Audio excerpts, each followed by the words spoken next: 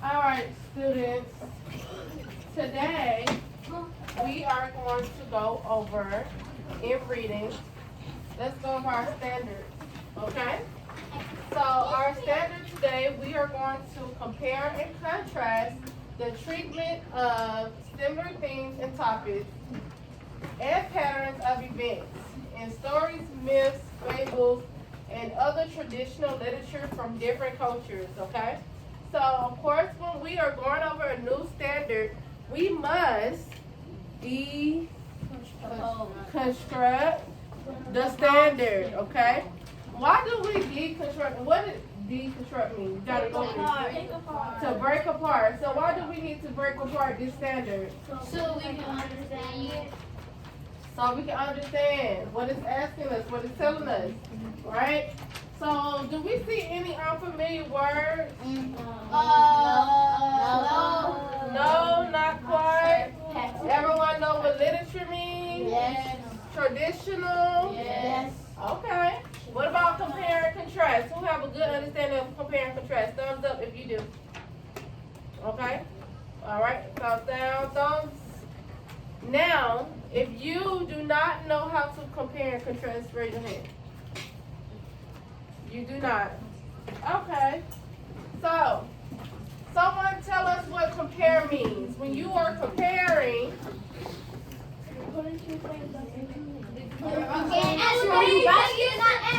okay? Hold on. Wait. Tell me, Damani. When you put two things together and see what's alike and what's different. So, do compare mean alike, or does compare mean what's different? What's different? What about contrast? What's alike?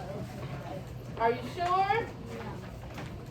So when we draw, let me get my marker, our graphic organizer, we have these two big circles, okay? This is called a what? Starts with a V.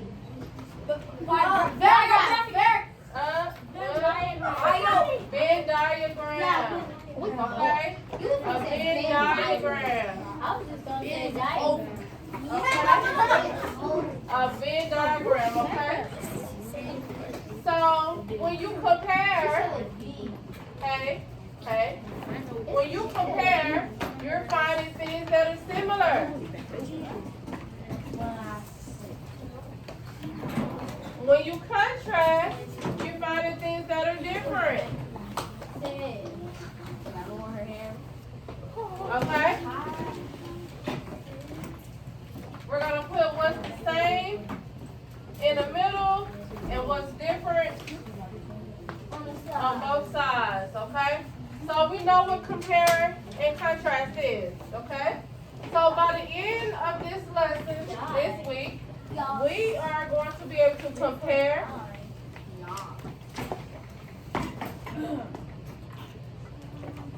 by the end of this week, we should be able to compare and contrast similar themes and patterns of events from different traditional cultures, okay? So today we're going to focus on fables, all right? Fables. So everyone have either their HMH book open to a tale of tricksters, which is our story, and or you have your Chromebook open to HMH and to a pair of tricksters, the story. You should also have your highlighter so we can do what to the text? Annotate the text. Annotate the text. Alright, so you should have four things on your desk. You should have either your book or your Chromebook, a pencil, and then you have your vocabulary word model. And your highlighter. Okay, and your highlighter. 3. Some people have 3. Okay. So, hold up, level 0. When I am speaking, you need to be listening. Your mouth should be closed so that we won't all talk at once, all right? 4 things. Highlighter. book or Chromebook, vocabulary, word model, and pencil. Raise your hand if you do not have those materials. Okay, everyone looks good. All right, so now let's get to our stories.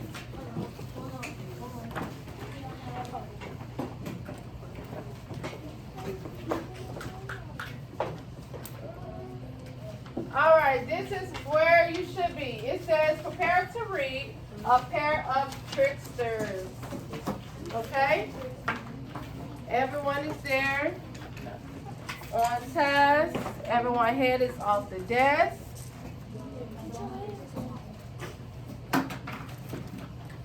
Okay? So, A Pair of Tricksters, number 15. Number 15, can you start reading for us? What is our genre? What is our genre? Number 15. Genre.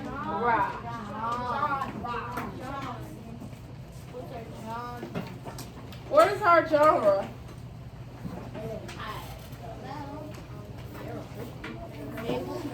A fable. Okay? A fable. Can number 20 read to me what a fable is?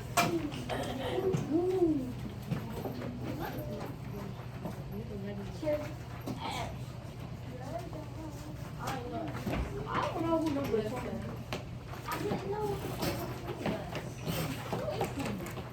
Twenty, I need you to read loud and proud.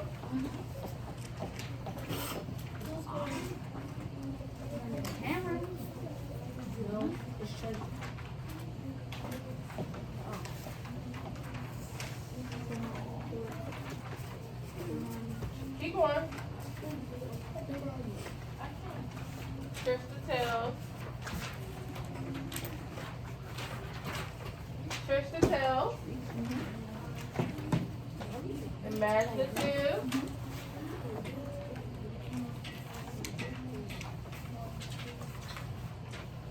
Character trait. Another character. Okay, thank you. Good job, Treasure, all right? Thank you so much. So, just in case someone did not hear Treasure, let me just reread for you. A fable is a short story meant to teach a lesson. That sounds like what? What's on teach a lesson? Okay. Lesson. A theme? Look at a theme. Theme. That sounds like theme, right? That's a part of our standard. We're going to be able to compare and contrast a theme. Okay, themes. So, a fable is a short story meant to teach a lesson. Trickster tales are imaginative stories in which one character tricks another character. Okay? So let's pause right there. Let's think about some stories, some fables. Think about a fable that you know about already. So it's short story meant to teach a lesson. It's imaginative. Raise your hand. Right? It tricks another character. You have a fable for us? Yes, the Taurus in the hair. Great job, Damani. Who remembers that story? We read that story before. We have. Yeah, the Taurus in the hair. Give me another one.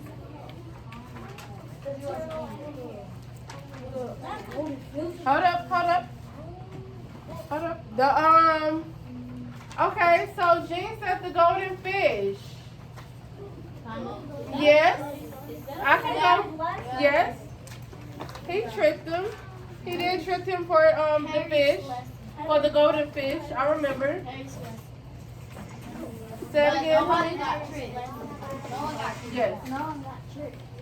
No, someone did get tricked. The fish got tricked. No. Remember he said if you... Okay. Well, you may be right.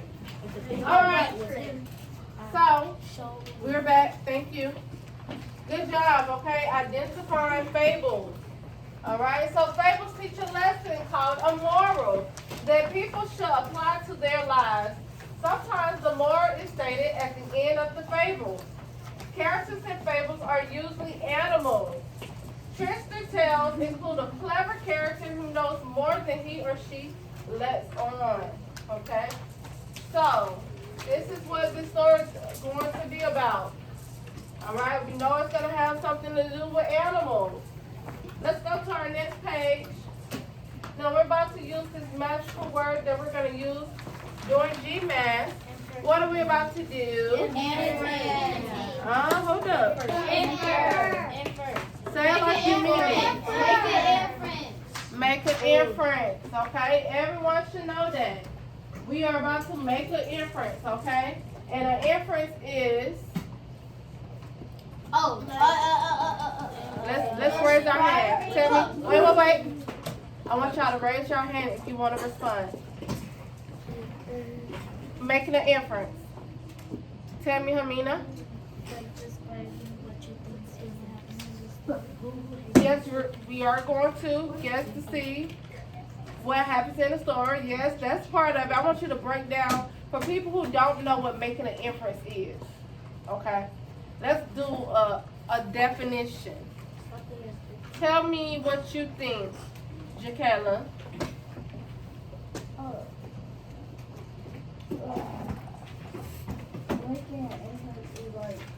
Tell me exactly what you're going to do when you make an inference. Look at the pictures to the right and the story and tell what the people feel will be about. Okay, that's really good. Very good. She said look at the pictures and the words, the text, to figure out what it's going to be about. But it's one other part that you have to do when you're making an inference. Tell me, Damani. Using your prior knowledge, what you know beforehand, okay? So we're going to use what we know beforehand versus what we see, which is our picture and the text. So take a moment, look at this picture. Everyone's eyes should be in their text, on their Chromebook, paying attention. Take a moment, and I want you to come up with an inference on what this story is going to be about.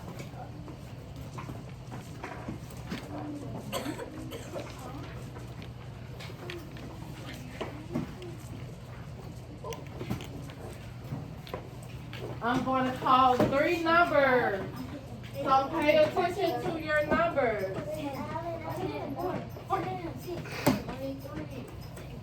14 and 10. 14 and 10 and no number. And 20. Miss Alice, I don't have a number.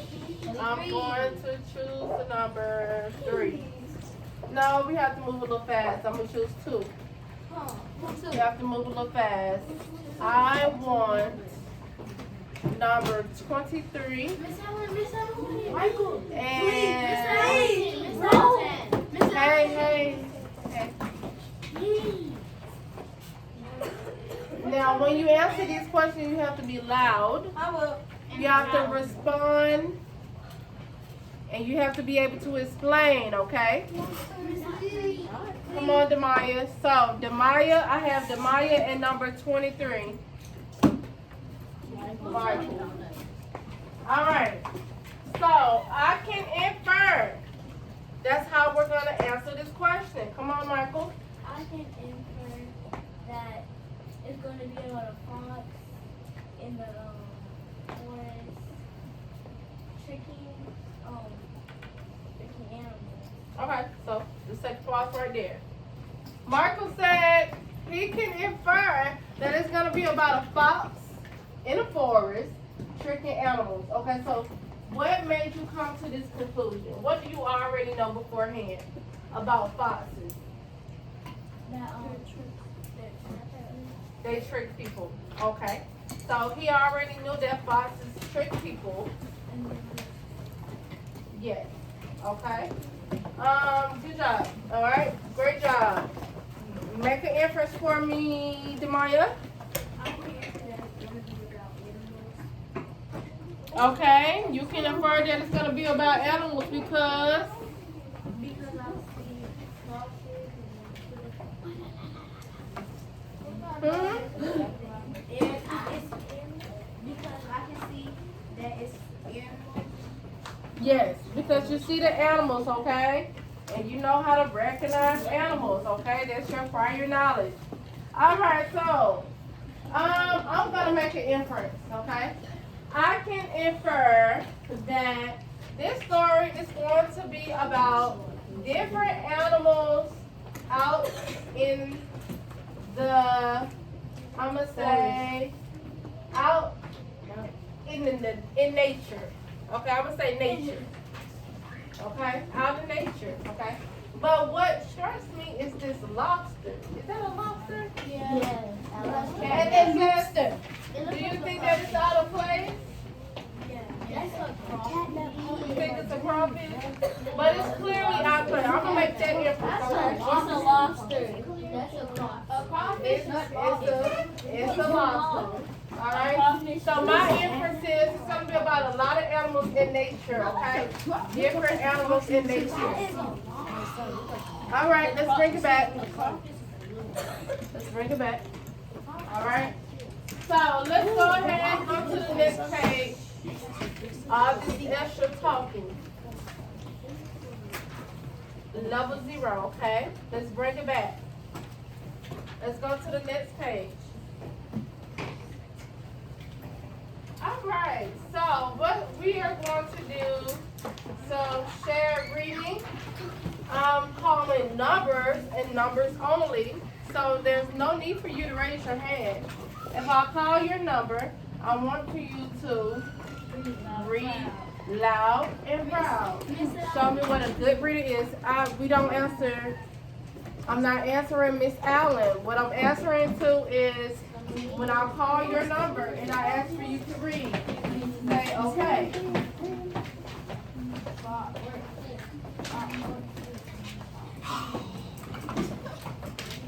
Alright, so here we go.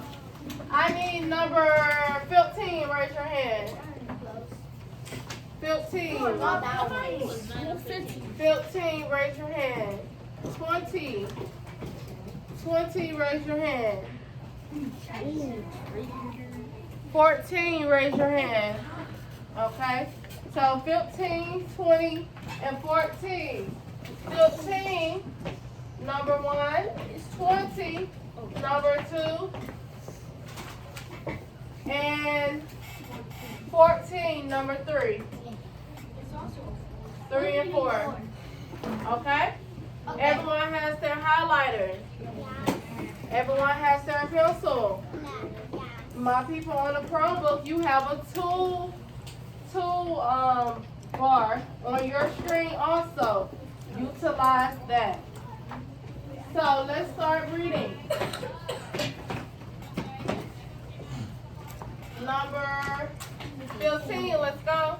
A fox saw a crow fly off a piece of cheese. In its beak.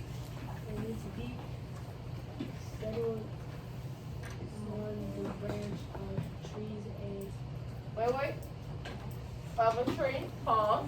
We want to recognize punctuation, okay? So we have a period right there. We don't run after the period, okay?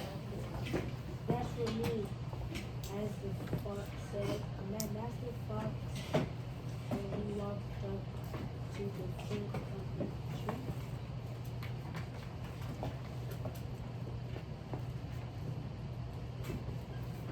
20. Good day.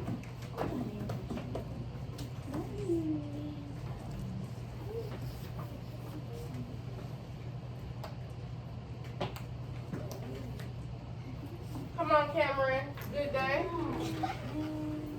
Good day, Mistress Cat Crow. Crow. Cried. How well are you? Look at me. I'm not. How glossy. How glossy your feathers. How bright your eye. I feel sure your voice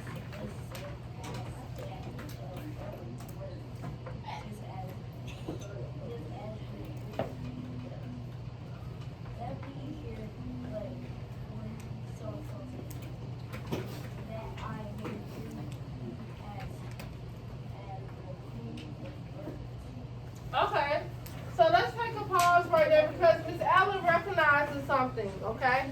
So we know it's only animals in this text, all right? And they are clearly talking, right?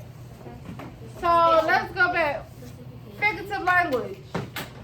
Can anyone tell me, raising their hands only, can anyone tell me what figurative language can we identify on this page? I want to hear from someone different. Anaya? Say it again. Personification. All right. High five. High five. Thank you. Personification. All right. Personification is when you give non-human things human qualities. Okay. We know foxes cannot talk and have conversations. Okay. We already know that. He's talking to the crow. All right. So on this paper, on this page, we also see some unfamiliar words. Can anyone identify an unfamiliar word?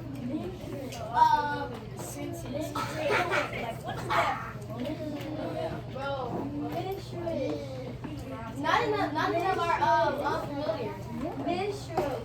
Mistress. Where do you see mistress? What'd you say? That's a name. That's a name. That's a name. So, here we go. That is a name. It's an introduction, mistress. Mistress Crow, okay? Give me something, give me another word. What about surpass? Do we know what that means? I heard of it, but I kind of don't know how to explain it. Not at all. That's easy. What is it? Surpass? Say it. I know what it means. Demani, do me a favor. You have lost all your Mario coins, okay? What? That means you cannot, you're on pause, okay? You have answered so many questions that you have to take a break, okay? We're gonna let someone else help us out. Great job though, thank you so much. All right, so, surpass, do we know what surpass means? Yes. Some of us don't, okay? I feel sure your voice must surpass that of other birds, just as your figure does. Let me hear but one song from you that I may greet you as the queen of birds, okay? Can we guess what surpass means? Let's use our context clues. Let's use our context clues to figure out what surpass may mean. Can anyone take a stab at it? Surpass. Using your context clues.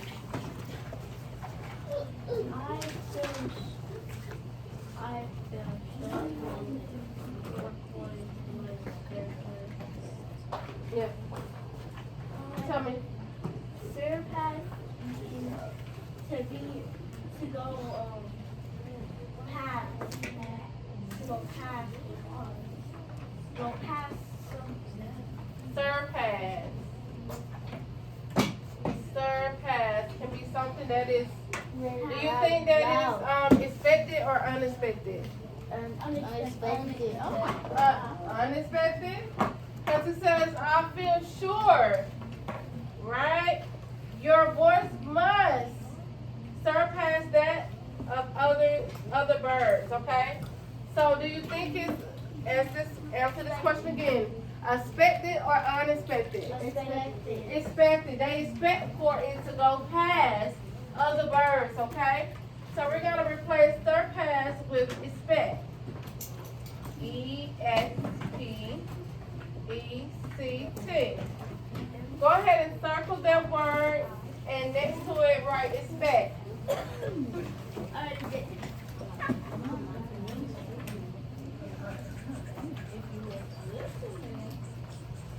We're going to put expect and we're going to put also go past.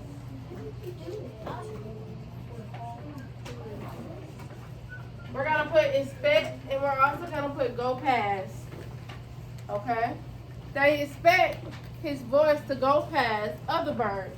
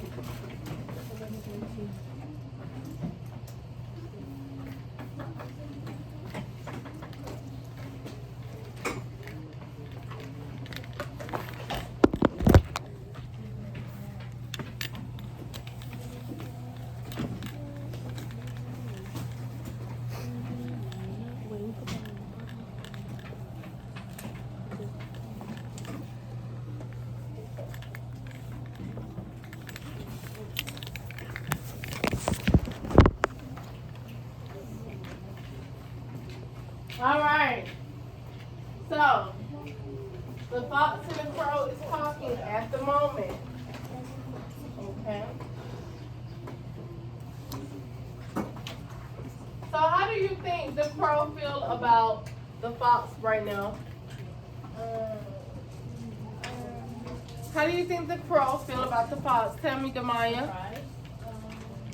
Go back to the text. Go back to the text. According to paragraph 1 or 2. Remember, when we answer these questions, we are always citing text evidence. We're going back. So tell me, according to paragraph 1, it states, when you're answering this question, how do you think the crow feels about the fox on this first page?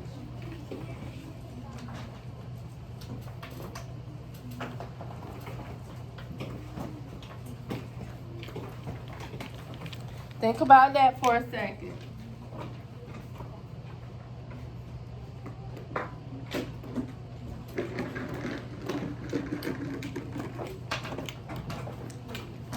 How do you think the crow feel about the fox? Come on, college. According to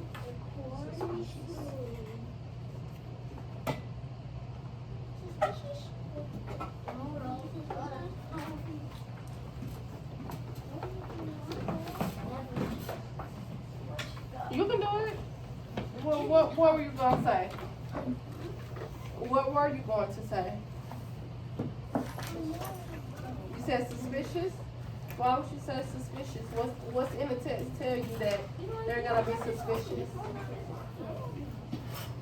Okay. So I want you to go back into the text and tell me where you think that he may feel suspicious. Tell me what you think. I think the crow is flattered. Think she's flattered. Okay. What about the fox? He's scared. Hmm? He's scared or no? That's scared. So look, according to the Happy. text, look at me, right here. Surprise. A fox once saw a crow fly off with a piece of cheese in his beak. That's for me, as I am a fox, said the master fox, and he walked up to the foot of the tree. Good day, Mistress Crow, he cried. How well you are looking today. How glossy your feathers. How bright your eyes. Okay? So, apparently, the fox is flattering the crow. So, my question was, how do you think the crow is feeling? Confused? Maybe happy? Excited to be here. Okay. All right. So let's pay attention to how the crow may feel. Go ahead. 3. The crow lifted up her head and began to cough her best. But the moment she opened her mouth, Keep on. the piece of cheese fell on the ground, only to be snapped up by Master Fox. That wouldn't say. Okay, keep going. That was all I wanted in exchange for your cheese. I will give you a piece of advice for the future. All right. So, okay. So the fox did what to the crow? Tricked her, okay? Made her open her mouth so that she can respond. Okay, so we see this word call. Do we know what call means? No. Go ahead and circle that. We want to circle all unfamiliar words. We want to circle all unfamiliar words.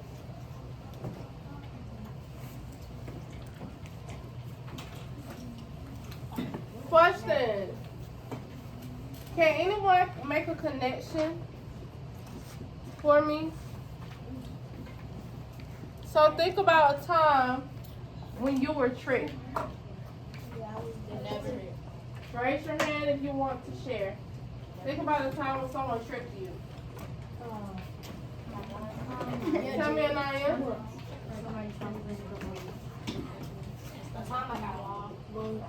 Or someone try to give you some candy?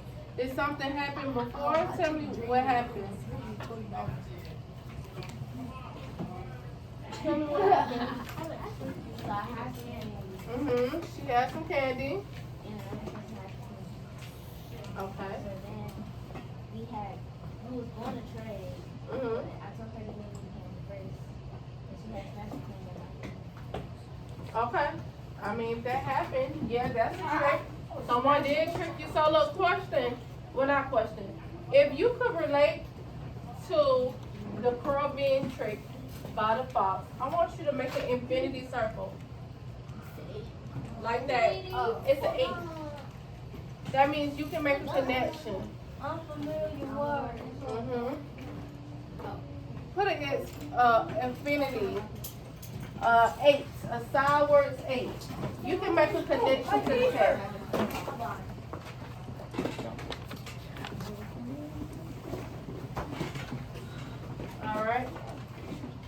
Alright, so we're going to pause right here for today.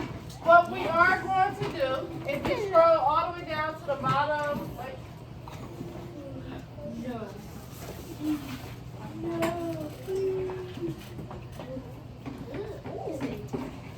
If you...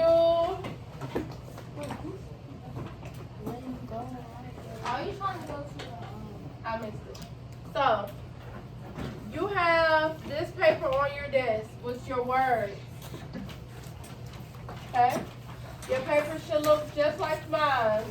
Definition, sentence, picture, synonym, word. Okay?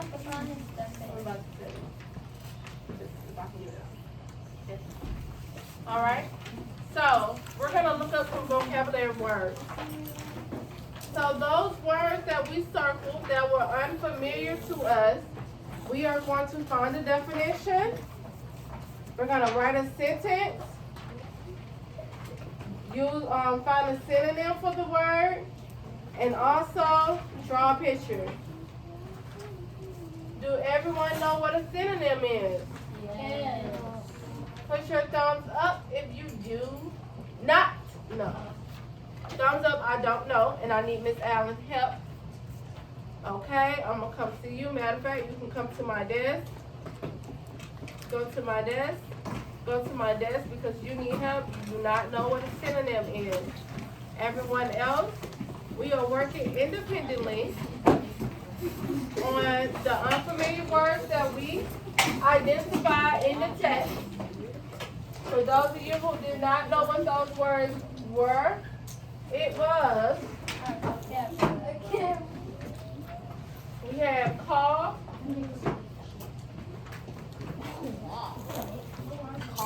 and we used surpass. And then I also want you to look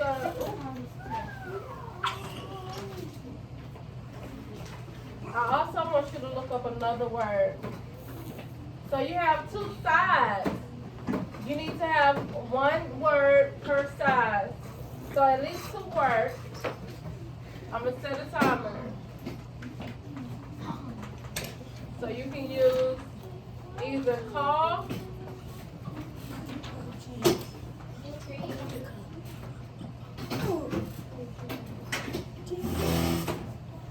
surpass, or I want you to look up